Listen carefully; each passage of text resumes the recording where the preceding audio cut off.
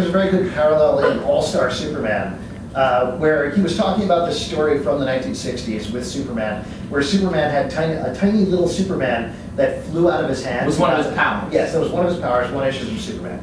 Talked about like one of his standard powers? Yeah. Just for one issue in like the 1960s. Well, it was real though. Like, he was like, man, go do it. I'm busy.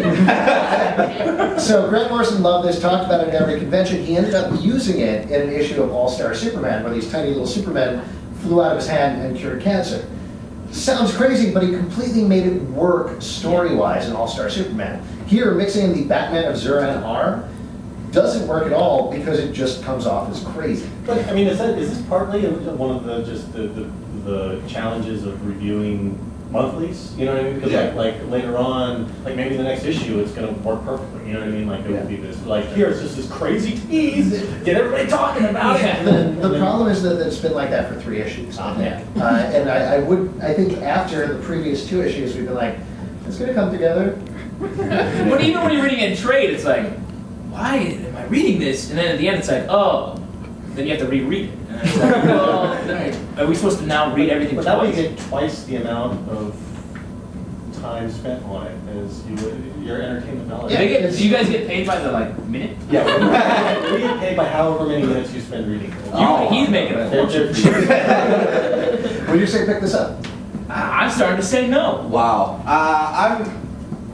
I'm yes, pick it up, but I also feel like I'm not. It's gone to CRAZYTOWN, but I don't hate it yet. I'm just like, you live in crazy. It's a great place to live. Whoa, invisible hat. Crazy little. Yeah. That was awesome. Yeah. I'm kind of on the fence with leaning towards don't pick it up until it's done. I'm actually now leaning towards getting it because that was great. It comes with a free invisible hat. All right, let's move on. Talk about The Walking Dead, number 50. Robert Kirkman. Justin, you want to talk about this? Sure. You love this series. I've been reading this series since the very beginning, and the last, say, 15 issues have been a little meandering. And I feel like he did that because he was treading water until he could get to this. Did you say the last 50 issues? 15. Okay, I was gonna say. I don't know why I like this. And he sets up. I'm not going to look at it because I'm not going to spoil it.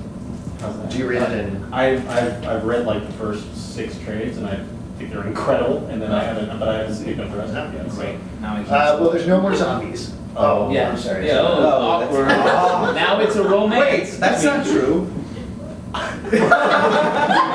got it. Yeah.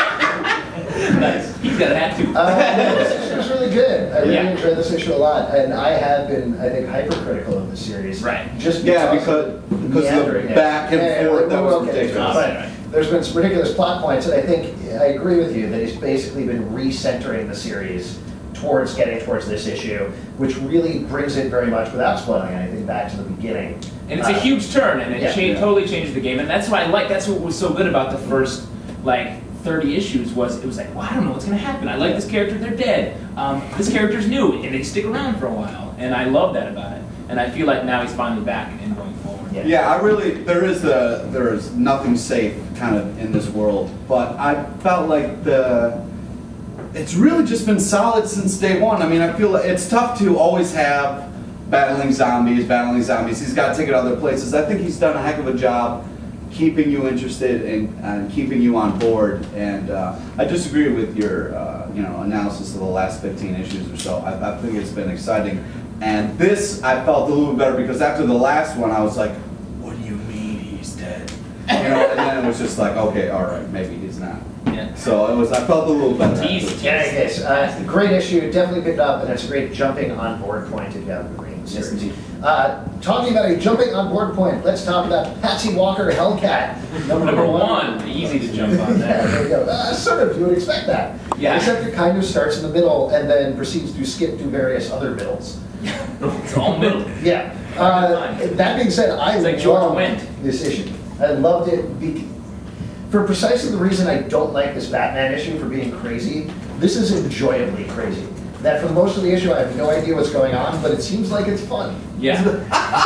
It is fun. It's set very much in the Initiative universe. Hellcat is this superhero who gets assigned to be the only hero in Alaska. And so she has to run the whole state. but she's a valley girl, and it's like what? And a lot of it is her shopping. The first 10 pages Yeah. are like shopping. But I will say it's very funny. Yeah. I've never seen girls shop, and apparently it's a great experience. No, it's not. I've been shopping with ladies, and it sucks. This is a great, really interesting. I was Bridges will upset. be burned if this conversation continues. Yeah. Yeah, have you ever seen girls shopping? And I love accompanying them on it every single time. See, I didn't burn any bridges. You guys just burned some bridges. So, I don't know what to say. The art in this book is fabulous. It's Yes. absolutely Fabulous! Well, that's not exactly what I said, but yes. Sorry, girl shopping. got me It's all great. kind of- The art is absolutely great, really, really unique. Cartoony without feeling too cartoony. Yeah, It's really, really enjoyable. There's some really wonderful panel layouts as There are well also in some here. good scary monsters. Yeah. Yeah, that's the other Polar thing. bears is- with moose horn. Once it gets into it and past the shopping and the Valley Girl stuff, there's some great promise for this. That's what I liked about it. Don't you think the shopping got us to the polar bears with the antlers? No, I don't. Would you say pick it up?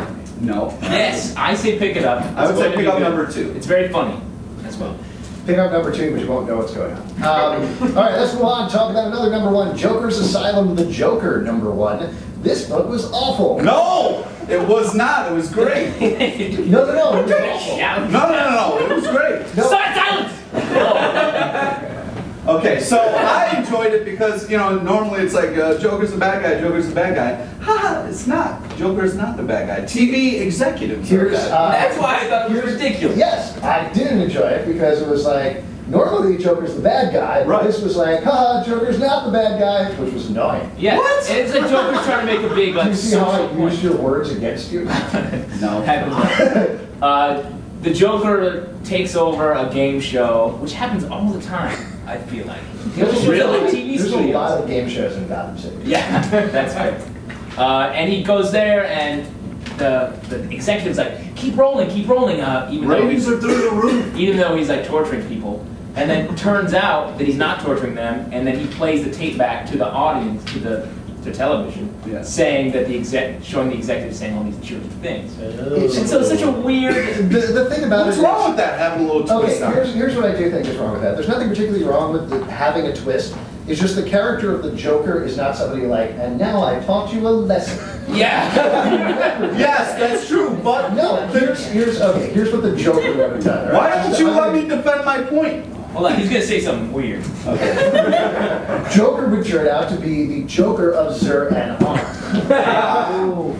Well, That's not what I was going to say, but go ahead. No, but what I liked about the Joker is, he's completely insane, and it's like, he's also a killer and all that kind of stuff. But I just thought it was a fun idea of like, hey, here's the twist. The Joker is insane, but what if he likes pointing out all the other insanity that's going on around him as well? Like, I'm not the only bad guy here. You know what I mean? I felt, yes, it does go against who the character is and who he's always been.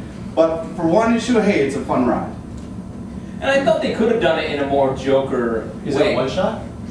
It's a series one that's shot. kind of like Tales from the Crypt, Ah. except Joker telling stories about different Batman. Okay, so it's a series of done once. Yes. I think it's more of a Dark Knight It's, time. yeah, I mean, it's a good idea for a series. I definitely like the idea for the series, and there's different writers and artists on every issue.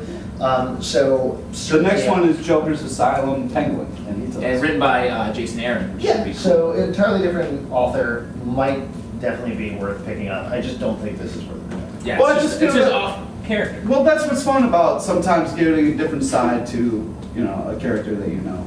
Kind of like a Batman Confidential where you get to see a different, okay, maybe not. If you say pick it up, then pick it up.